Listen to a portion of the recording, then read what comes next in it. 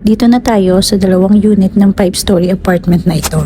So ito yung dalawang unit na magkaparehas din na paupahan nila. Dito dapat yung gate kaso hindi pa natatanggal ito dahil ito ay sa Meralco. So sila pa, hintayin pa natin yung pagpunta ni Meralco. So ito yung isang unit, medyo mas maliit lang siya dun sa kabila, sa isang unit nila.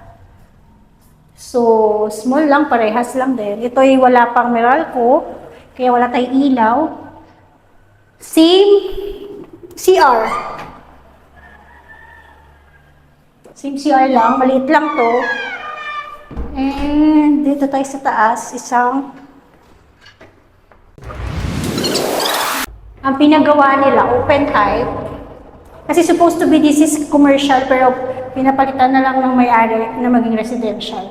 Ang pinagkaibahan lang niya, mas malaki yung balcony.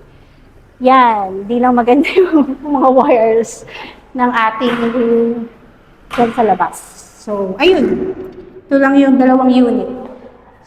So, for all your inquiries, yung inyong meron kayong mga lupa dyan na gusto nyo patuyuan, here is the email address and the contact number. We will give you our price quotation from design to build. So, bye muna for today!